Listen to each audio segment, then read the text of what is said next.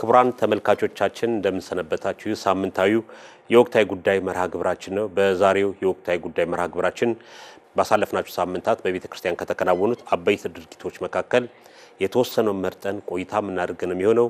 መርሃ ግብሩን መጋቢ ሚስተር ሳህሉ አድማሱ እኔም ጌታቸው በቀለ ይዘን ቀርበናል። እንድትከታተሉ እንጋብዛለን።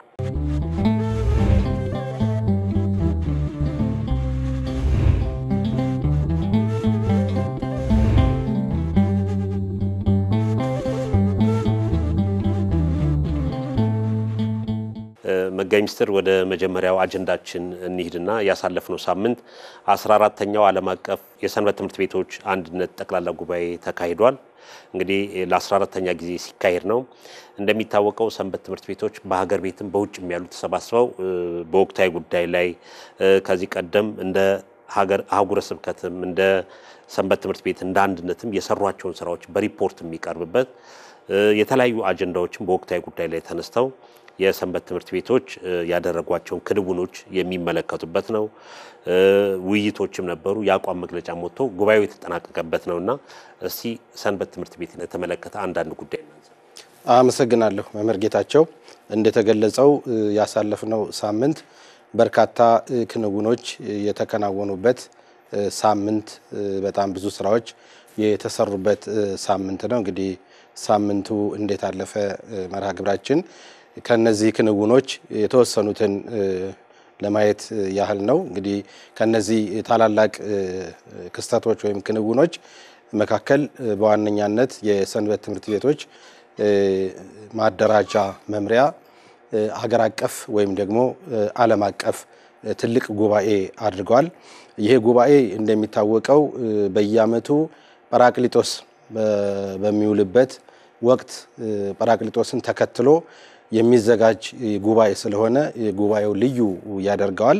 እንግዲህ ይሄ ጉባኤ 14ኛ ዙር 14 ዓመታት ያህል በተከታታይ ሲካሄድ የቆየ ትልቅ ጉባኤ ነው።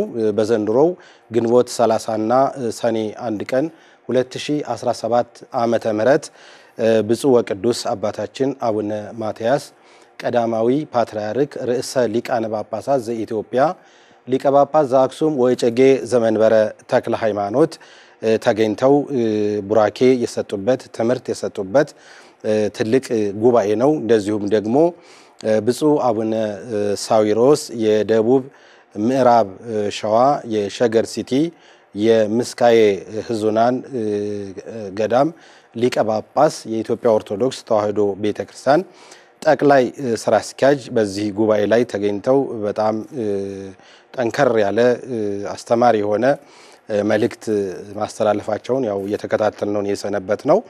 በጣም የሚገርም ጉባኤ ነበረ። እንግዲህ ጉባኤው ብዙ ነገሮችን ይዟል። ከነዚህ ክንውኖች ወይም ይዘቶች አንዱ መዝሙራትም ቀርበዋል። በሰለጠኑ በተደራጁ ወጣቶች አንትሙሰ ንበሩ ሀገረ ኢየሩሳሌም እስከተለብሱ ኃይለ ማርያም ጌታችን መድኃኒታችን ኢየሱስ ክርስቶስ በሚያርግበት ሰዓት በደብረ ዘይት ተራራ ግርጌ ላይ ለደቀ መዛሙርቱ ያስተላለፈው መልእክት ነው። እናንተ ከላይ ኃይልን እስከምትለብሱ ድረስ በዚህ በኢየሩሳሌም ከተማ ቆዩ፣ ከዚህ እንዳትንቀሳቀሱ ብሎ የሰጣቸውን መመሪያ ያንን የወንጌል ቃል ነው የዘመሩት ማለት ነው። እንግዲህ በጣም ብዙ ይዘቶች አሉት ብለናል። ከይዘቶቹም ጥናታዊ ጽሁፎችም ቀርበዋል። እንደዚሁም ደግሞ ታላቁ አንጋፋው አባታችን ብፁዕ አቡነ ኤልያስ የስዊድንና አካባቢው ሀገረ ስብከት ሊቀ ጳጳስም አባታዊ ትምህርት የሰጡበት ወቅት ነው። የብፁዕነታቸው ትምህርት በጣም ልብን የሚነካ ትምህርት ነው። እና ብዙ ነገሮች ተከናውነዋል። ድጋሚ ደግሞ ሐሳብ ይኖረኛል ያው የተከታተልነው ስለ ሰንበት ማለት ነው።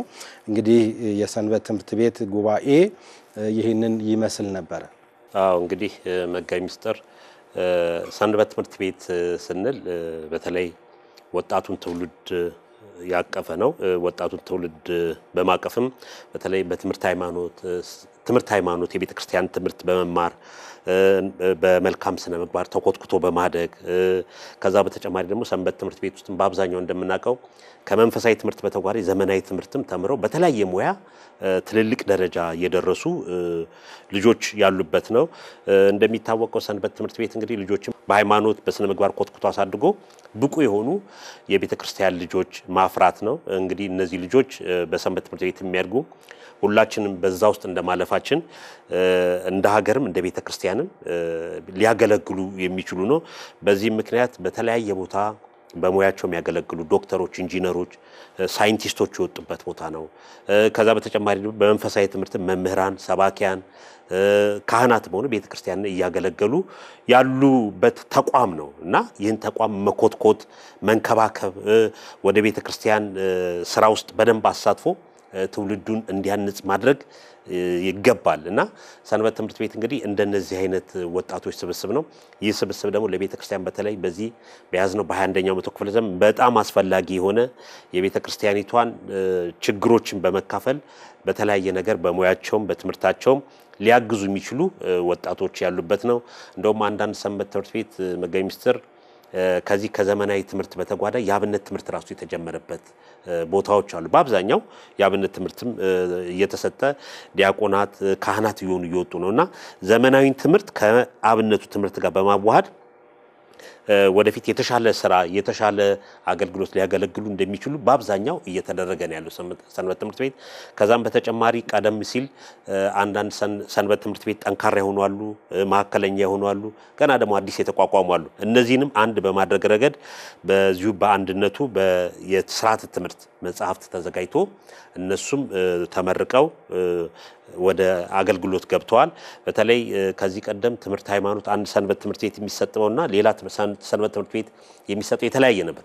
አሁን ግን በስርዓተ ትምህርቱ መሰረት ስርዓተ ትምህርቱን ተግባራዊ በማድረግ ወጥነት ያለው ትምህርት እየተሰጠ ያለበት ነው። ይሄም እንግዲህ የአንድነቱ ውጤት ነውና ከዚህ ሪፖርት በላይ እንግዲህ የቀረቡት መጻሕፍት አሉ በማስተዋወቅ ረገድ ቀርበዋልና በተለይ ሰንበት ትምህርት ቤት ላይ ትኩረት ተደርጎ ሊሰራበት የሚገባ ነው። ከሰንበት ትምህርት ቤት ደግሞ ውጭ የሆኑ ወጣቶችም ማለት ደም በኋላ ላይ እንመለስበታለን እና እንደነዚህ አይነት ጉዳዮችም የተነሱበት ያንዱ ካንዱ ልምድ የሚቀያየርበት የሚያገኝበት ስለሆነ በተለይ ሰንበት ትምህርት ቤት ላይ ትኩረት ተደርጎ መስራቱ ውጤቱ በቀላሉ የሚታይ ነገር አይደለም። ብዙ ነገር ማድረግ የሚቻልበት ሁኔታ ስለሆነ በተለይ ወጣቱን መያዝ የግድ በተለይ በዚህ ዘመን ለቤተክርስቲያን በጣም አስፈላጊ ነው። እውነት ነው መምህር ጌታቸው። እንግዲህ በአንተ ሐሳብ ላይ ደግሞ ለመጨመር እንደተባለው የሰንበት ትምህርት ቤት መዋቅር ለቅድስት ቤተክርስቲያናችን የጀርባ አጥንት ብለን ነው የምንጠራው። ብፁዕ ወቅዱስ አባታችን አቡነ ቴዎፍሎስ ፓትርያርክ ርዕሰ ሊቃነ ጳጳሳት ዘኢትዮጵያ የመሰረቱት በሳቸው የተመሰረተ ነው። ስለዚህ ቅድስት ቤተክርስቲያናችን ልጆቿን በዚህ ሁኔታ እያስተማረች ነው ያለችው። እንግዲህ እንደሚታወቀው የሰንበት ትምህርት ቤት በተለይ አሁን በግብጽ ኦርቶዶክስ ጳጳሳት፣ ዲያቆናት፣ ቀሳውስት፣ ፓትርያርክ ከሰንበት ትምህርት ቤት ነው የሚወጣው። ምክንያቱም ከህፃንነት ጀምሮ እየተማሩ ሁሉን ነገር የዘመኑንም የቤተክርስቲያኒቱንም ሁለቱንም ዕውቀት እየቀሰሙ ስለሚያድጉ ሁለት አፍ ያለው ሰይፍ ናቸው ወጣቶች ማለት ነው። ስለዚህ አሁን የኢትዮጵያ ኦርቶዶክሳዊት ቤተክርስቲያናችንም እነዚህን ወጣቶች አሁን በአሁኑ ሰዓት በጣም በርካታ ነው በየደብሩ ያለውን የሰንበት ትምህርት ቤት ወጣት ስንመለከተው በጣም ደስ የሚል ነው። ለቤተክርስቲያናችን ውበት፣ ጌጥ፣ ፈርጥ ሆነው የሚያገለግሉ ናቸው ወጣቶች። በተለይ በአሁኑ ሰዓት በፊት ወጣቶች መጽሐፍ ቅዱስ ማጥናት እንደገናም ደግሞ የቸብቸቦ ወረብ መዝሙር መዘመር አልፎ አልፎ ደግሞ እንደ ወረብ ያጠኑ ነበር። በአሁኑ ሰዓት ግን ከዚህ አልፈው ድጓ የሚማሩ የሰንበት ተማሪዎች አሉ። አቋቋም የሚማሩ የሚዘሙ ቅኔ የሚያመሰጥሩ በተለይ አሁን በማህበራዊ ሚዲያ ስንመለከት በጣም የሚገርም ነው። ድምጻቸው እንዴት እንደተሰበረ ሴቶች ሳይቀሩ የቅዱስ ያሬድን ቃል እግዚአብሔር እንዴት አድርገው ወረቡን ዜማውን ይሄ በጣም ወደፊት የቅዱስ ያሬድ ወይም የቤተክርስቲያናችን ሙያዎች በተገቢው መንገድ እየተስፋፋ መሆኑን ተስፋ የሚሰጥ ነውና በጣም የሚበረታታ ሁኔታ ነው። እንግዲህ ከመላው በተለይ ከኢትዮጵያ አህጉረ ስብከት የመጡ ወጣቶች ነው የተመለከትነው። እንግዲህ ከዚህም ጎን በዚህ በመጨረሻው በአቋም መግለጫ አውጥተዋል። በአቋም መግለጫቸው ላይ ባለ 12 ነጥብ አቋም ነው ያስቀመጡት። እንደዚሁም አሁን እንደገለጽከው የሥርዓተ ትምህርቱም እንደ ትልቅ አንድ ጉዳይ ነው እየታየ ያለው። ከዚህ ቀደም የታተሙ አሉ፣ እነሱ በተገቢ መንገድ እንዲሰራጩ እንደገና ደግሞ ወደፊት የሚታተሙም እንዳሉና በእነዚህ ላይ ማደራጃው ተግቶ እንደሚሰራ የማደራጃ ዋና ኃላፊው የሰንበት ትምህርት ቤቶች ማደራጃ ዋና ኃላፊው መጋቢ ሐዲስ ጸጋ ወልደ ትንሳኤ ሲገልጹ ተመልክተናል። በእነዚህ በ12ቱ ነጥቦች ውስጥ የተለያዩ የቤተክርስቲያናችን አደረጃጀት የቅዱስ ሲኖዶስን ውሳኔዎች ሁሉ እንደሚያከብሩ እንደሚቀበሉ እንደሚያስፈጽሙ ተናግረዋል።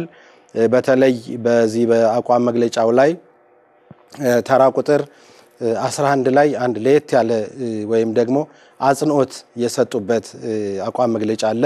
ይሄውም እስካሁን ድረስ ከሀገራችን በመላው ማለት ሀገራችን በአራቱም አቅጣጫ ያሉ ወጣቶች የአህጉረ ስብከት ተወካዮች ይገኙ ነበረ። በዚህ በአሁኑ ወቅት ግን በተፈጠረው ችግር ምክንያት በክልል ትግራይ ያሉ ወጣቶች በዚያ አህጉረ ስብከት ውስጥ ያሉ ወጣቶች አለመገኘታቸው አሳሳቢ መሆኑንና ወደፊት ሲኖዶሳዊ መፍትሄ እንዲሰጠው በዚህ በመግለጫው ላይ ተተንትኗል ማለት ነው። ስለዚህ በዚህ በሀገር ሰላምና አንድነት ላይም ደግሞ ቅድስት ቤተክርስቲያናችንም ሀገራችንም ወደ ቀደመ ማንነቷ እንድትመለስ ይህንንም እንደሚደግፉ ተናግረዋል። እንግዲህ በዚህ ሁሉ ብፁዕ ወቅዱስ አባታችንም የወጣቶቹን ሪፖርት አቋም መግለጫ በማድነቅ ለተፈጻሚነቱም ደግሞ ያቅማችንን ያህል እንሰራለን ብለው ተስፋ ነው የሰጡት ማለት ነው። በዚህ ሁኔታ የተካሄደ በጣም ትርጉም ያለው ጉባኤ ነበር፣ የሰንበት ትምህርት ቤቶች ጉባኤ ማለት ነው።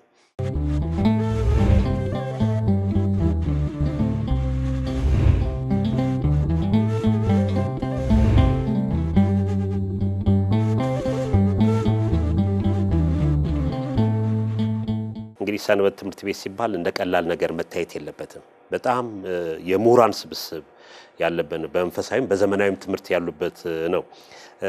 ከዛ በተጨማሪም ይሄ በበጎ አድራጎት ስራ ራሱ በጣም ትልልቅ ስራ የሚሰሩ ሰንበት ትምህርት ቤቶች አሉ። ድሆችን መርዳት፣ የድሆችን ልጅ አስተምሮ ለወግ ለማዕረግ እንዲበቁ ማድረግ፣ እንደገና በአብነት ትምህርት ቤትም ራሱ አንዱን እየረዳ ትምህርት እንዲማሩ የሚያደርጉበትም ሁኔታም አለ። በሀገራዊ ጉዳይ ራሱ ትልቅ ተሳትፎ የሚያደርጉ ወጣቶችም ያሉ ነውና እንግዲህ አገራችን አሁን በአሁኑ ሰዓት አንዳንድ ጥናቶች እንደሚያሳዩ 72% የሚሆን የሀገራችን ወጣት ኃይል ያለበት ነው። ከወጣት ኃይል እንግዲህ ሰንበት ትምህርት ቤት ውስጥ ያለውና ኦርቶዶክስ ሆኖ ግን ከሰንበት ትምህርት ቤት ውጭ ያለው በንጽጽር ስናየው ገና ብዙ ስራ ይጠብቀናል። በውጭ ያሉ ወጣቶችንም እነሱንም ወደ ቤተክርስቲያን ታቅፈው አገልግሎት እንዲያገለግሉ ዛሬ አሁን አንዳንድ ጸቦች፣ ክርክሮች ከዚህ ከዘርጋ ተያይዞ ከተለያዩ ነገሮች ጋር ተያይዞ ግጭቶች የሚያሉት በወጣቱ በኩል ነው ያለውና ወጣቱ ላይ ወደፊት ቤተክርስቲያን ማተኩራ የምትሰራበት ነው እና ትኩረት ሊደረግበት የሚገባ ነው። ሰንበት ትምህርት ቤት ያሉት ወጣቶች ከዛ ውጭም ኦርቶዶክስ ሆኖ በርካታ ወጣቶች አሉና እነሱም ወደ ቤተክርስቲያን መጥተው በቤተክርስቲያን ታቅፈው የሚያገለግሉበት በመልካም ስነ ምግባር በትምህርት ሃይማኖት ተቆጥቁተው አድርገው ለሀገርም እንዲጠቅሙ ማድረግ ይገባልና በተለይ ብፁዕ ጠቅላይ ስራ አስኪያጁ ብፁዕ አቡነ ሳዊሮስ የጠቅላይ ቤተ ክህነት ዋና ስራ አስኪያጅ አጽንኦት የሰጡበት ዋናው ጉዳይ ከወጣቱ ጋር ከሰንበት ትምህርት ቤቶች አንድነት ጋር አብረን እንሰራለን፣ ወደፊት መስራት የሚገባን ብዙ ነገሮች አለ የሚል ነው አጽንኦት ሰጥተው የተናገሩትና አሁንም ቤተክርስቲያን በእነዚህ ወጣቶች መጠቀም አለባት።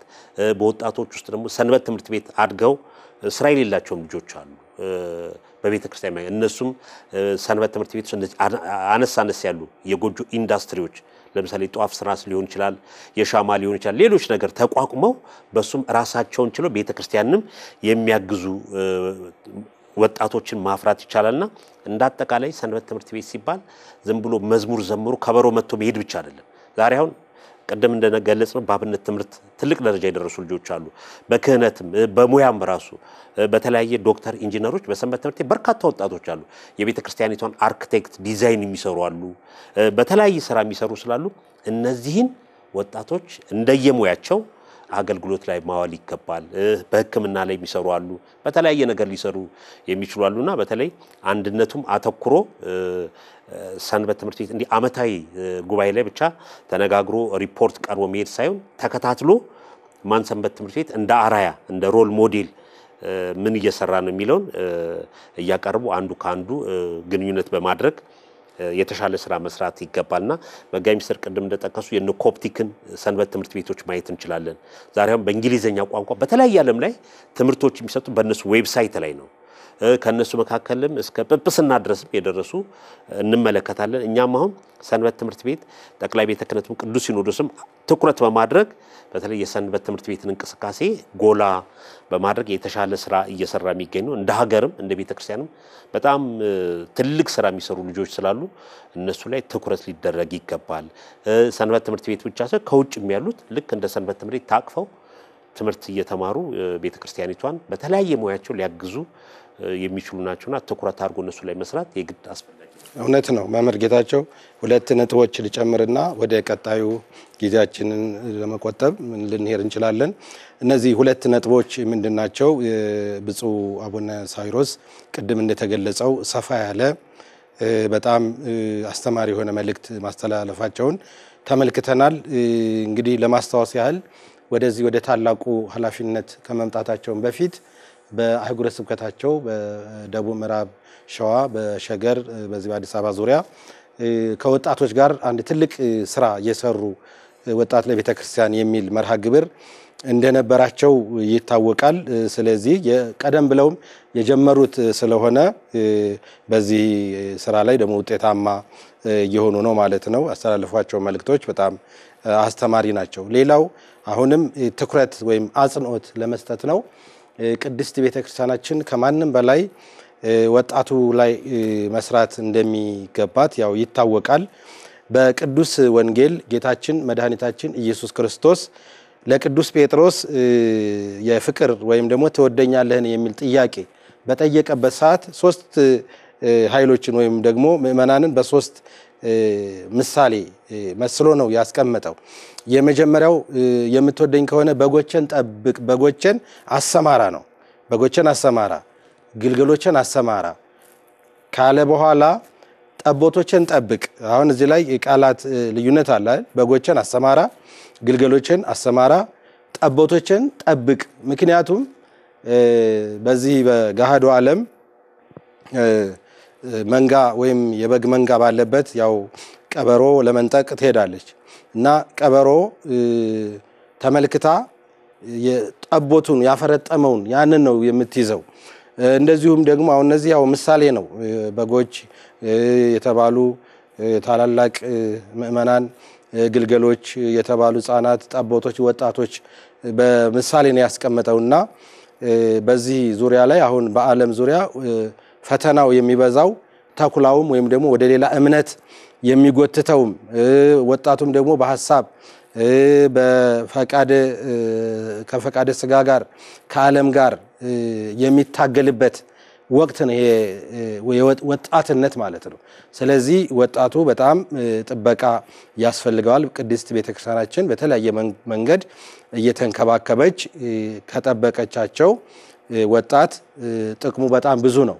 ካልተጠበቀ ደግሞ የጥቅሙን ያህል ደግሞ ጉዳትን ይመጣ ስለሚችል በጥንቃቄ የሚመራ ኃይል ነው ወጣት ማለትና ይሄ ነው የሚታየኝ። መምህር በቀጣይ የምንመለከተው ለአብነት ትምህርት ቤቶች ትኩረት ይሰጥ በሚል ርዕስ ነው የምናየው። እንግዲህ እንደሚታወቀው አብነት ትምህርት ቤት ሲባል የቤተ ክርስቲያን የጀርባ አጥንት ነው። በርካታ ሊቃውንት፣ መምህራን፣ አባቶች ከአብነት ትምህርት ቤት ነው የሚወጡት። ያለ አብነት ትምህርት ቤት ቤተ ክርስቲያን ትኖራለች ብሎ መገመትም የማይቻልበት ሁኔታ ነው ያለውና አብነት ትምህርት ቤት እንግዲህ በተለያዩ ቦታዎች የሚሰጡ ትምህርቶች አሉ። ሰሞኑንም እኔም የተጓዝኩበት ወደዚህ ደብረ ሊባኖስም ወደዚህ ወደ ደቡብም የተማሪዎች ምርቃት የተካሄደበት ነበርና በተለይ አብነት ትምህርት ቤት ሲባል እነከሌ አብነት ትምህርት ቤት ገብተው ተማሩ ብቻ አይደለም። እዛ ውስጥ ብዙ ውጣ ውረድ አለው። መጋቢ ሚኒስትር እርሶም እንግዲህ በአብነት ትምህርት ቤት አልፈው ነው እዚህ የደረሱትና ብዙ ትግል አለው፣ ብዙ ውጣ ውረድ አለው። እንደ ከተማ ልጅ ወይም ቤተሰቡ የሚያስፈልገውን የትምህርት መሳሪያ አሟልቶለት ምግብ አሟልቶለት የሚማሩ አይደሉም። ቤተሰብ እናት አባታቸውን ጥተው እግዚአብሔርን ፈልገው በየገዳሙ በየበረሃው እየተንከራተቱ የሚማሩበት ትምህርት ነውና ሰሞኑን ያስተዋልናቸው የአብነት ትምህርት ቤቶች አሉ። እነሱን ነው የምንመለከተው ዛሬ። በቅድሚያ በሲዳማ ሀገረ ስብከት ታቦር ጉባኤ ቤት እንደዚሁ የአብነት ተማሪዎች የተመረቁበት ነበር። ከሱን ጀምር። እናመሰግናለን። አመሰግናለሁ መምህር። እንግዲህ እንደተባለው የአብነት ትምህርት ቤቶች ለቤተክርስቲያናችን ያው ምሰሶዎች ናቸው፣ መሰረት ናቸው። እነሱ ከሌሉ ቤተክርስቲያን አለች ማለት ይከብዳል እና በየቦታው ያው እነዚህ አብነት ደቀ መዛሙርት እየተመረቁ ነው። አሁን በዚህ ባሳለፍነው ወይም ደግሞ በዚሁ በበዓለ ጰራቅሊጦስ ዕለት አንዱና የመጀመሪያው በታላቁ ገዳም በደብረ ሊባኖስ ከ46 ያላነሱ ደቀ መዛሙርት እንደተመረቁ በተለያዩ መረጃዎች በድርጅታችንም ባመጣው መረጃ ለመረዳት ችለናል። እንግዲህ ታላቁ ደብረ ሊባኖስ ያው 24 ሰዓት ሙሉ የእግዚአብሔር ቃል እንደ ጎርፍ የሚጎርፍበት ታላቅ ገዳም ነው። አቋቋሙም፣ ድጓውም፣ ቅዳሴውም፣ መጻሕፍቱም ሁሉም ያሉት ትምህርቶች ሁሉ የሚሰጡበት ታላቅ ገዳም ነውና እንግዲህ ብፁዓን አባቶች በተገኙበት በዚያ ላይ ምርቃቱን ተመልክተናል። እንግዲህ የብሉይም የሐዲስም የሊቅም ሊቅ ብዙ ጊዜ አሁን ነው የሊቅ ጉባኤ እየተጠናከረ የመጣውና እነዚህ ሶስቱን ጉባኤያት ያካተተ ምርቃትን የተመለከት ነው። በሌላ መንገድም ደግሞ በሀገራችን በዚህ በምስራቅ ሸዋ ሀገረ ስብከትም እንደዚሁ ደቀ መዛሙርት ተመርቀዋል። ወደ 29 የሚሆኑ ደቀ መዛሙርት እንደተመረቁ በብፁዕ አቡነ ጎርጎርዮስ ተመልክተናል ማለት ነው። በሌላ መንገድም ደግሞ በሐዋሳ ታቦር እየተባለ በሚጠራው ፍኖተ ጥበብ አሁን በቅርብ የተቋቋመው በዛም እንደዚሁ 29 ደቀ መዛሙርት እንደተመረቁ ነው መረጃውን ያገኘ ነው። በተለይም በዚህ በሐዋሳ የአቡሻህርም ተማሪዎች እንደተመረቁ ይሄ አቡሻህር የሚባል ትምህርት በዚህ በዘመናችን እየጠፋ ያለ መምህራኖቹ የሉም፣ ትምህርቱም እየቀጠለ አይደለም። በጣም አስጊ በዓለማችን በዚህ በስነ ፍጥረት ታሪክ ላይ ሳይንሱ እንደሚነግረን ዝርያው የጠፋ እንስሳ አለ እየተባለ እንደሚጠራው ይህም ትምህርት በጣም በብዙ ቦታዎች ያሉ መምህራን ጥቂት ነበሩ፣ እነሱ የሉም። ይሄ ደግሞ ትምህርት እጅግ በጣም ጠቃሚ ለቅድስት ቤተክርስቲያናችን ቀመረ ዲሜጥሮስን አጽዋማትን በዓላትን የምታወጣበት ከዚያም አልፎ ዓመተ ምሕረቱን ሁሉ የምትቆጥርበት ይሄ የሂሳብ ቀመር ያለው አባቶቻችን በመንፈስ ቅዱስ ተገልጾላቸው የዓለምን ሁኔታ ሌላው ቀርቶ ዛሬ ማክሰኞ ነው ከተባለ ማክሰኞ የሆነበት ምክንያት ዝም ብሎ አይደለም። ማክሰኞ፣ ሮብ፣ ሐሙስ እንደዚህ የተባለ የሚጠራው እነዚያ ሁሉ ለምን ማክሰኞ፣ ለምን ሮብ፣ ለምን ሐሙስ፣ ለምን ዓርብ ሆኑ የሚለው ሁሉ ትምህርት የሚሰጥበት ስለሆነ በእውነት በጣም ሊታሰብበት የሚገባ ነውና ይህም ጭምር የተካተተበት በሀገረ ስብከቱ ሊቀ ጳጳስ በብፁዕ አቡነ ዮሴፍና ሌሎችም አባቶች በተገኙበት እንደተመረቁ ተመልክተናል። ስለዚህ በጣም ትኩረት የሚሰጠው ነው። እንግዲህ የነዚህ ውጤት አይደል ዝክረ ኒቂያ ብለን ባለፈው የተመለከትነው የሊቃውንቱ ማዕበል የነዚህ አብነት ትምህርት ቤቶች ውጤት ስለሆነ በጣም ሊበረታታ የሚገባ ነው። በተለይ በታላቁ ገዳም ደግሞ አንተ ሂደህ ስለተከታተልከው የበለጠ የተሻለ መረጃ ሂደቱን ካንተ መስማት እንችላለን።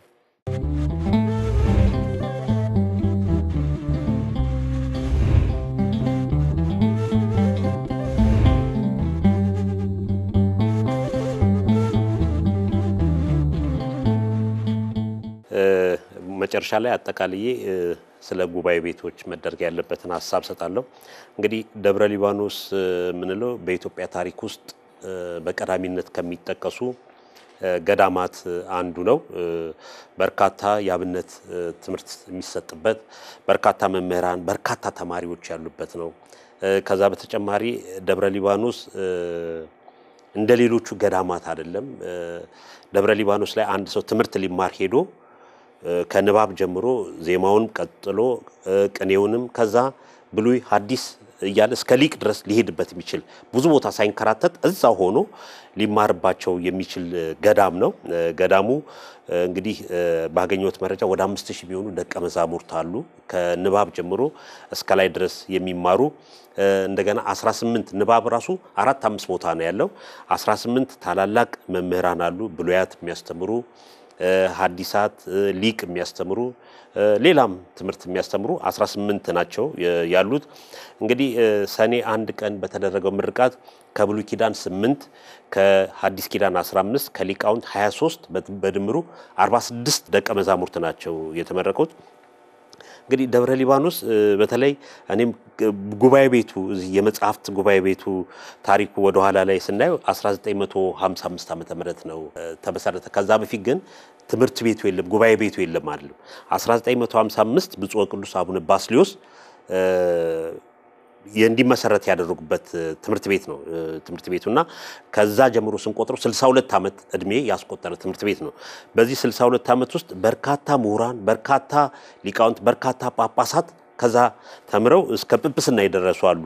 እንደው በገዳም ውስጥ ካገኙት አንድ መረጃ በተለይ እዛ ቦታ ተምረው ጵጵስና ማዕረግ ካገኙት አንደኛው ብፁዕ አቡነ ጎርጎርዮስ ካልዕ፣ ብፁዕ አቡነ ስምዖን፣ ብፁዕ አቡነ ቄርሎስ፣ ብፁዕ አቡነ ቀሌሜንጦስ፣ ብፁዕ አቡነ ዘካርያስ፣ ብፁዕ አቡነ ሕዝቅኤል፣ ብፁዕ አቡነ ቶማስ የሊቅ መምህር የነበሩት አሁን በሕይወተ ሥጋ የሌሉት፣ ብፁዕ አቡነ ቀውስጦስ አሁን የሰሜን ሸዋ ሀገረ ስብከት ሊቀ ጳጳስ የሆኑት፣ ብፁዕ አቡነ እንድርያስ፣ ብፁዕ አቡነ እንባቆም፣ ብፁዕ አቡነ ሚካኤል፣ ብፁዕ አቡነ ቶማስ ያሁኑ ያዊና የምዕራብ ጎጃም ሀገረ ስብከት ሊቀ ጳጳስ የሆኑት ማለት ነው፣ ብፁዕ አቡነ ዜና ማርቆስ፣ ብፁዕ አቡነ ኤጲፋኒዮስ፣ ብፁዕ አቡነ ገብርኤልና ብፁዕ አቡነ ኤፍሬም እነዚህ 16 ብፁዓን ሊቃነ ጳጳሳትን ያፈራ ታላቅ የአብነት ትምህርት ቤት ነውና በተለይ የትርጓሜ ቤቱ በጣም የሚደንቅ ነው። ታላላቅ ሊቃውንት ያሉበት ነው። በተለይ እዚህ ትርጓሜ ቤቱ ላይ በጣም የሚገርመው የሊቅ ጉባኤ ቤቱ ለ40 ዓመት ተዘግቶ ነበረ። በተለይ ለ40 ዓመት ከተዘጋ በኋላ ስዊድን ሀገር ያሉ ቀሲስ መላካሚን ቀሲስ ለማ የሚባሉ አንድ አባት እዛ ስዊድን ሀገር ያሉ ባልና ሚስትን አስተባብረው በእነሱ ምክንያት ነው ትምህርት ቤቱ የተከፈተው። እነዚህ በጎ አድራጊዎች 7500 ብር ከዛ በየወሩ እየላኩ ለትምህርት ቤቱ ሳይቋረጥ ትምህርቱ እንዲሰጥ ያደረጉ ናቸውና እንግዲህ እንደዚህ አይነት በጎ አድራጊዎችም አሉ። የአብነት ትምህርት መቋረጥ የለበትም፣ መቀጠል አለበት። ደብረ ሊባኖስ በብሉይ በሐዲስ ብቻ በሊቅም በሊቃውንት መጽሐፍ ትምህርትም ትርጓሜ ትምህርትም የሚታወቅ ቦታ ነው ብለው ከራሳቸው ተነሳስተው ይህን ነገር እያደረጉ ያሉ ጉባኤ ቤቱ ተከፍቶ አሁን ጉባኤ ቤቱም ትምህርቱ ተሰጥቶ ከነዛ ውስጥ 23 ሊቃውንት የተመረቁት በሊቅ የተማሩ ናቸውና እንግዲህ ጉባኤ ቤት የአብነት ትምህርት ቤት ምንል ለተወሰኑ ሰዎች ወይም ለቤተ ክህነቱ ለጠቅላይ ቤተ ክህነት ወይ ለቅዱስ ሲኖዶስ ወይም ለሀገረ ስብከት ብቻ የሚተው አይደለም። እንደነዚህ አይነት በጎ አድራጊዎች ማለት የተዘጋ 40 ዓመት ሙሉ የተዘጋ ጉባኤ ቤት ተከፍቶ ትምህርት እንዲሰጥና ተማሪዎችም እንዲማሩ ማድረግ በዛም ላይ ለተማሪዎች ለሰርከብስት የሚሆን የተቻላቸውን ያክል አስተዋጽኦ ያደረጉ ያሉ ምእመናንም አሉና እንግዲህ እንደነዚህ አይነት ነገር ምንድነው መጋቢ ሚኒስትር የሚያሳየው ቅብብሎሽ ነው። ምእመናንም የራሳቸው ድርሻ አላቸው፣ ሊቃውንቱ ማስተማር ነው። ሊቃውንቱ አስተምረው አውጥተው ለቤተ ክርስቲያን የሚሰጡት እነዛ ተማሪዎችም ደግሞ ከሊቃውንቱ ተምረው ደግሞ በየተመደቡበት በየሄዱበት ቦታ ቤተ ክርስቲያን የሚያገለግሉ ሊቃውንት ያሉበት ቦታ ነውና በተለይ ደብረ ሊባኖስ ለየት ያለ አንድ ሰው ትምህርት ከፈለገ ከንባብ ጀምሮ እስከሚፈልገው ድረስ እዛ ቦታ የሚማር ነው። በተለይ እዛ ቦታ ላይ ከወላይታ የመጡ አንድ መምህር አግኝቼ ቃለ መጠይቅ አድርጌላቸው ነበር። መጡ፣ እዚህ ንባብ ጀመሩ። ከዛ ወደ ዜማ ቤት ሄዱ፣ ቅኔ ገቡ፣ ብሉይ ተማሩ፣ ሐዲስ ተማሩ፣ ብሉይ ተምረው አሁን መጽሐፍተ ሊቃውንትም ተምረው በቀደም የተመረቁ ሊቃውንት አሉበትና እንደሌላ ቦታ ያልሆነበት ደብረ ሊባኖስ አንድ ጥንታዊ ታሪካዊ ነው። ቀደምት አባቶች የመሰረቱት ነው። መምህራንም አንድ ሰው ትምህርት መጥቶ የተለያየ ቦታ ሳይንከራተት እዛው ተምሮ ጨርሶ የሚወጣበት ቦታ ነውና እንደነዚህ አይነት ትምህርት ቤቶች ትኩረት ሊሰጣቸው ይገባል። በጣም እንግዲህ የመምህራኑ መኖሪያ ቤቶችም ስናያቸው ግድግዳው የተሰነጣጠቀ ውሃ የሚያስገባ ዝናብ የሚያስገባ ነው የሚማሩበት። ቦታው ራሱ ተጣበው ያልየንበት ሁኔታ አለ። ከዛ በተጨማሪ ሰርከብስት ራሱ አጥተው ትምህርታቸውን ያቋርጡ ተማሪዎች አሉ። እና እንደነዚህ አይነት ገዳማት ላይ በተለይ በውጭ ዓለም ቢሆን ትኩረት ሊደረግባቸው የሚገባ ናቸው። እነዚህ ማስመስከሪያ ቦታዎች ናቸውና እንደ ደብረ ሊባኖስ አይነት ሌሎቹንም ነው፣ ግን እንደ ደብረ ሊባኖስ እንደዚህ በልዩ ሁኔታ በተለይ ወደ 10,000 ቢሆኑ ማህበረሰብ እዛ ከገዳሙ ጋር ዙሪያውን ባለበት ቦታ ላይ ትኩረት ሊደረግበት ይገባል። እና በደብረ ሊባኖስ ያለው ትምህርት አሰጣጡ የተማሪዎቹ የመምህራኑ በጣም ለየት ያለ ነው። እኛም ሚዲያውም ሄዶ ይሄን ዘገባ በመዘገቡ በተለይ ሊቃውንቱ መምህራኑ በጣም በከፍተኛ ሁኔታ ነው የተደሰቱትና እንግዲህ ለቤተ ክርስቲያናችን በርካታ ሊቃውንትን እስከ ጵጵስና ደረጃ የደረሱ የሚያፈራ ትምህርት ቤት ትኩረት ሊደረግበት ይገባል። የሚያስፈልገው ነገር ማሟላት ያለበት ይመስለኛል በዚህ ትምህርት ቤት ላይ በተለይም። አመሰግናለሁ መምህር ጌታቸው። ትንሽ 1-2 ደቂቃ የማይሞላ ሐሳብ ሊጨምርና አሁንም ጊዜያችን እንቆጥባለን ወደ ቀጣዩ ለመሄድ። እንግዲህ እንደተገለጸው በተለይ በታላቁ ገዳም ደብረ ሊባኖስ ያለው አደረጃጀት በጣም የሚገርም ነው። የሚኖሩ ምእመናንም ጭምር ሊቃውንትም መናንያትም የሚኖሩበት እንደውም ቃል ኪዳኑ መሬቱም ሰውም ጦም አያድርም ይባላል። እንደው የበዛ ነገር ባይገኝም እንኳን ቃል ኪዳን ያለበት ሁሉም ቀምሶ የሚያድርበት ቦታ ነው። መቅኑን ካላቸው መናንያት ይልቅ ይበልጥ መቅኑን የሌላቸው ይበዛሉ። ነገር ግን ሁሉም ተሳትፎ ነው የሚያድረውና በጣም የሚገርም ነው የደብረ ሊባኖስ ታሪክ። እንግዲህ በአጠቃላይ አሁን እንደተገለጸው በጎ አድራጊዎች እየረዱ ነው የሚል ሐሳብ ነው። እነዚህ በጎ አድራጊዎች በጣም ሊበረታቱ ይገባል። ነገር ግን አሁንም ምድራዊ ሀብት የበዛላቸው በሐሳብም በገንዘብም የተሻሉ በየሀገሩ በመላው ዓለም አሉ። ስለዚህ እነሱን እንዳብነት በመጥቀስ ወይም በመመልከት በጣም እዛም ቦታ ላይ ገዳሙም ተጨማሪ ድጋፍ ያስፈልጋል። ቅድስት ቤተክርስቲያንም ደግሞ ከዚህ ውጭ ሌላ የተሻለ ዓላማ ወይም ስራ ስለሌላት በበጀትም እየተጠናከሩ ምክንያቱም በጥንት ያው እንደሚታወቀው ደቀ መዛሙርት በምእመናን ቤት ሄደው በእንተ ስማ ለማርያም እያሉ ይማሩ ነበረ። ያን ጊዜ የነበረው ስኮላር ይሄ ነበረ። በአሁኑ ሰዓት ግን ካለው ከወቅቱ ሁኔታ ጋር ከዘመኑም ደግሞ ስልጣኔ ከሚባለውም ጋር ተያይዞ ይሄ ሙሉ በሙሉ የቀረበት ሁኔታ ስላለ አሁን ድጋፍ በጀት ለሁሉም በየአቅጣጫው ላሉት በየበረሃው ላሉ የጉባኤ ቤቶች ድጋፍ ወይም ደግሞ እንደውም ንቅናቄ እየተፈጠረ በመላው ዓለም የአብነት ትምህርት ቤቶች ቢደገፉ ቤተክርስቲያንን ማገዝ ከማንም በላይ ቤተክርስቲያን የምትደምቀውና ቤተክርስቲያን የምትሻገረው ሊቃውንት ሲኖሩ ነው። የሚቀድሱ ዲያቆናት፣ ቀሳውስት፣ ማህሌት የሚቆሙ ሊቃውንት ሲኖሩ ስለሆነ በዚህ ላይ በጣም ጠንከር ያለ ርብርብ ሌሎችም እንደዚሁ በማህበርም እየተደራጁ በግልም ደረጃ ይህንን ነገር በጣም ሰፍቶ ቢቀጥል የተሻለ ነው ላለው መምህር ጌታቸው። እንደው እኔም የሆነች ነገር አከል ለማድረግ በተለይ በምርቃ መርሃ ግብሩ ላይ ብፁዕ አቡነ ገብርኤል የምዕራብ ሸዋ ሀገረ ስብከት ጳጳስና ብፁዕ አቡነ ኤፍሬም የቡሎ በደኔ ሀገረ ስብከት ጳጳስም ተገኝተው ነበርና ሁለቱም ብፁዓን ሊቃነ ጳጳሳት ያስተላለፉት መልእክት የሚያተኩረው ምንድነው? ተማሪዎች ከዚህ ተመርቀው ወጥተው ስራ አጣን ምንመደብበት ቦታ ማለት አይገባም። ግን ሰውኛውን ስናስበው ይሄን ያህል አመት 10 አመት 7 አመት ከዛ በላይ ተመድበው ቤተክርስቲያን ተምረው ትምህርቷን ተምረው ወጥተው ቦታ ሊኖራቸው ይገባል። ሊመደቡበት የሚገባበት ቦታ ይኖራል። ግን አሁን በሀገራችን በቤተክርስቲያናችን ካለው ሁኔታ አንፃር በየቦታው ስለሆነ የአብነት ትምህርቶች ቤት ጉባኤ ቤቶች ተማሪዎች የሚመረቁት ቦታ ሊሰጥ የማይቻልበት ሁኔታዎችም እንመለከታልና ብፁዓን ሊቃነ ጳጳሳቱ ምንድነው አንድ ሰው ተምሮ ተዘጋጅቶ መጠበቅ ራሱ ቀላል ነገር አይደለም። ነገ ተነጎዲያ ምን ጊዜም ቦታ የሚይዘው የተማረው ኃይል ነውና በዚህም ስራ አጣን አልተመደብንም ብለው መማረርም እንደማይገባ መልእክት ያስተላለፉበት ነውና እንግዲህ ቤተክርስቲያንም ትኩረት ልታደርግበት ይገባል። በተለይ እንደዚህ ደክመው የተማሩ ልጆች በተለይ ኦሮሚያ ክልል አሁን እዚህ ደብረ ሊባኖስ በተለይ በኦሮሚኛ ቋንቋ አለ፣ በወላይትኛ ቋንቋ አለ፣ በአማርኛ በሌላም ቋንቋ እንደዚህ የሚማሩበት ቦታዎች ናቸው። እነዚህ ልጆች ተመርቀው እነዚህ ደቀ መዛሙርት ተመርቀው ወጥተው ሲሄዱ ቢያንስ ቋንቋውን ሊናገሩበት በሚችሉበት ማህበረሰብ አካባቢ ሄደው እንዲያስተምሩ መመቻቸት አለበት እንጂ አለበለዚያ ወደ ከተማ ፍልሰት ነው የሚሆነው። በገጠሪቱ አካባቢ ደግሞ ከመምህራን እጥረት የተነሳ በተለያዩ እምነት ተቋማት ምዕመናኖቻችን እየተወሰዱ እየተጠለፉ ይወሰዳሉና ትኩረት ሊደረግባቸው ይገባል። በተለይ ከእንደነዚህ አይነት ትልቅ ቦታ የወጡ ተማሪዎች ደቀ መዛሙርት በደንብ ተምረው ነው የወጡት፣ ጥሩ ዕውቀት ይዘው ነው የወጡት። ቦታ ሊሰጣቸውና በተለይ በየክፍለ ሀገሩ የቤተ ክርስቲያኒቷን አሰራር መዋቅሩን ባማከለ መልኩ የሚመደቡበትን ሁኔታ ካልተፈጠረ አሁንም እንዲሁ ያስተማሩ ዝም ብሎ መልቀቅ ነው የሚሆነው።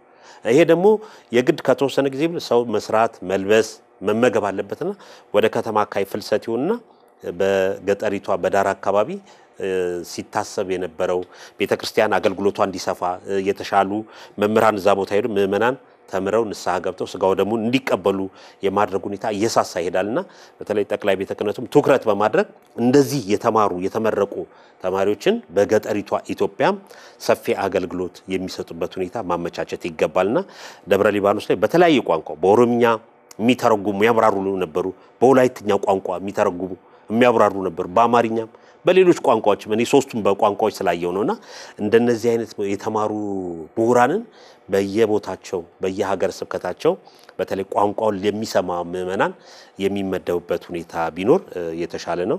ቤተክርስቲያኒቷንም ከስር የሚማሩ ተማሪ ተስፋ ሊኖረው ይገባል እና እዚህ ደብረ ሊባኖስ ላይ በተለይ እዚህ መጽሐፍ ትርጓሜ ቤት ለተወሰኑ ለ10 ተማሪ ይመስለኛል ከጠቅላይ ቤተ ክህነት ድጎማ የሚደረግላቸው 500 ብር ነው የሚደረግለትና 500 ብር እንግዲህ ባለንበት በዚህ ሰው ለአንድ መምህር ለአንድ ተማሪ ምን ይሸፍናል? ቢያንስ ከሳምንት በላይ ምሳ እንኳን በ100 ብር ሂሳብ እንኳን የምናስበው ከሳምንት በላይ ሊጠቀምበት አይችልምና በተለይ በዚህ ምክንያት ሰርከብስት ያጡ ትምርታቸውን ያቋረጡ የሚሄዱ ተማሪዎችም መኖርም የለበትም።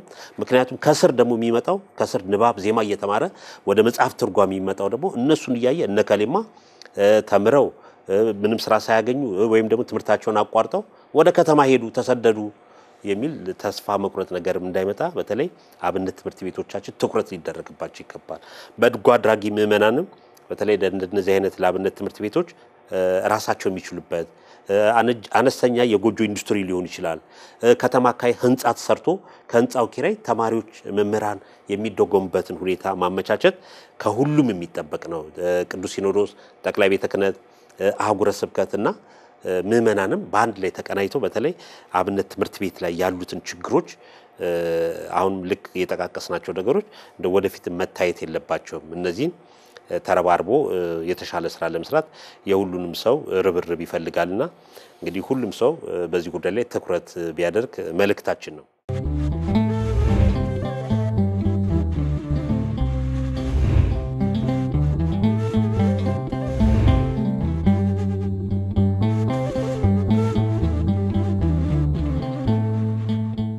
በመጨረሻ የምንመለከተው መጋቢ ሚኒስትር እንግዲህ ባሳለፍነው ሳምንት ብፁዕ ጠቅላይ ስራ አስኪያጁ ብፁዕ አቡነ ሳዊሮስ ሸገርና የደቡብ ምዕራብ ሸዋ አህጉረ ስብከት ሊቀ ጳጳስ የምስካየ ኅዙናን መድኃኔዓለም ገዳም የበላይ ጠባቂና የቅድስት ሥላሴ ዩኒቨርሲቲ የቦርድ ሰብሳቢ እንግዲህ ጉብኝት ያደረጉበት ነው። በቤተ ክርስቲያኒቷ የተለያዩ መምሪያዎች ድርጅቶች አሉ ጉብኝት አድርገዋል።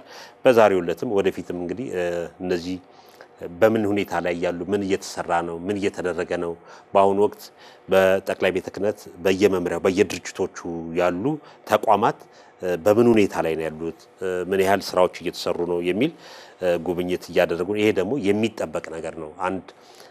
ወደ አንድ ቦታ አንድ ኃላፊ ሲመጣ አስቀድሞ ምን ላይ በምን ሁኔታ አለ ምን ስራዎች እየተሰሩ ናቸው የሚል የግድ ያስፈልጋልና ማየትም ደግሞ እዛ አካባቢ ያለውን ክፍተትን በደንብ ለመረዳት ያስችላልና ብፁዕነታቸው ጉብኝት አድርገው ነበር። እስቲ እሱንም የዚሁ የወቅታዊ ጉዳይ አጀንዳችን አድርገን ሐሳብ እንስጥበት።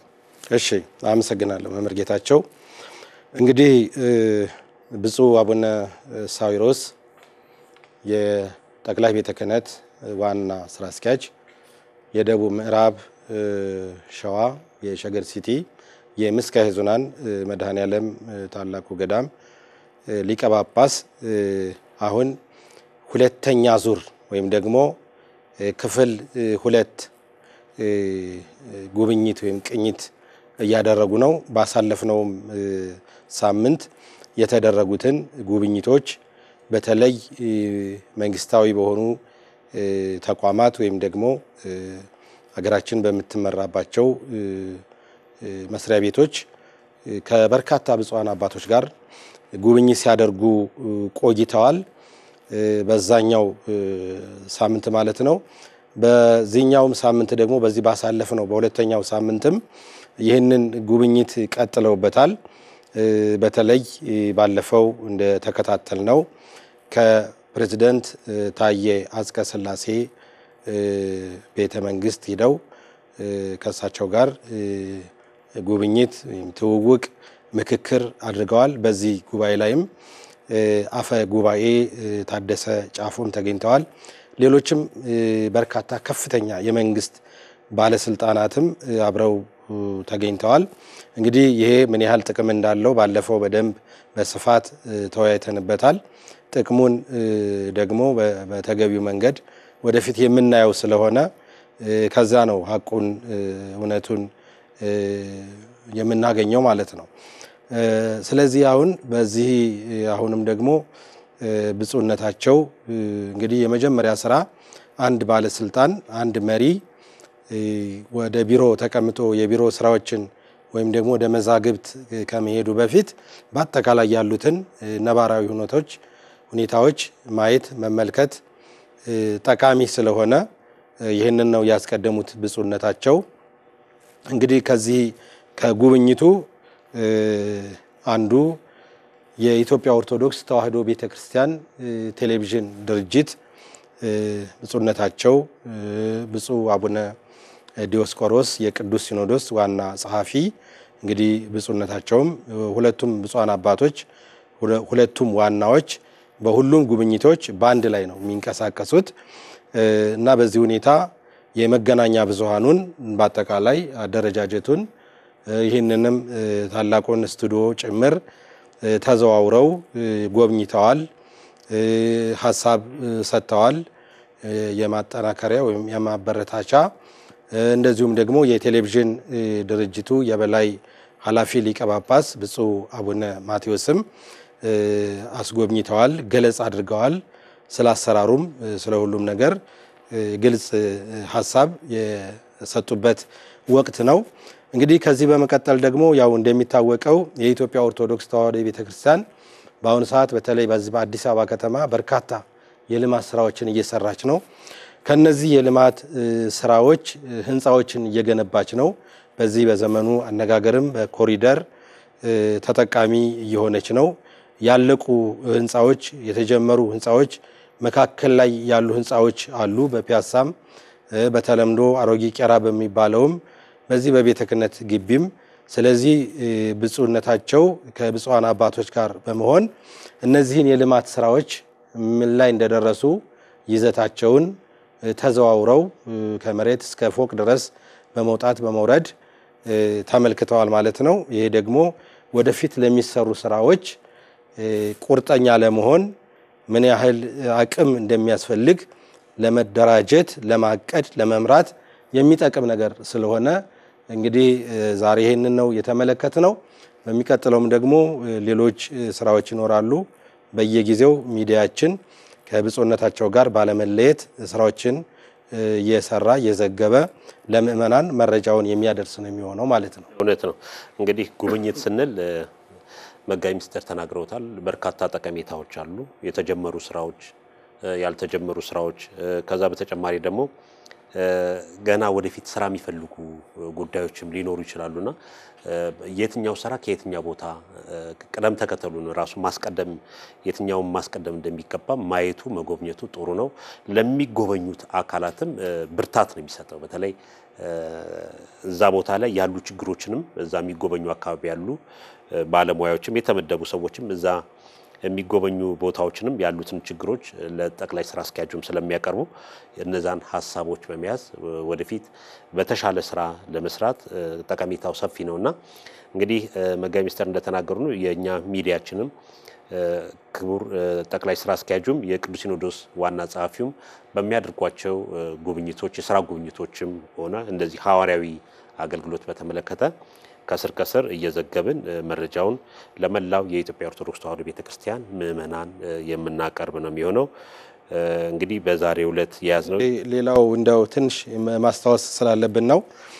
በዚሁ ባሳለፍነው ሳምንት ብፁዕ አቡነ ሕርያቆስ የአዲስ አበባ ሀገረ ስብከት ሊቀ ጳጳስም ወደ ሀገረ ስብከታቸው የገቡበት በጣም ደማቅ የሆነ አቀባበል የተደረገበት የአድባራት የገዳማት የሥራ መሪዎች የተገኙበት በተለይም ደግሞ በጣም በርካታ ብፁዓን አባቶች ብፁዕነታቸውን አጅበው እዚያ የተገኙበት አባታዊ ትምህርትም እየሰጡበት ስለሆነ እንግዲህ የአዲስ አበባ ሀገረ ስብከት በጣም የገዘፈ እንደ ጠቅላይ ቤተ ክህነት ትልቅ ስራ የሚሰራበት ስለሆነ እንግዲህ ብፁዕ አቡነ ሕርያቆስንም መልካም የሥራ ዘመን ይሁንልዎት ለማለት ያው እንወዳለን።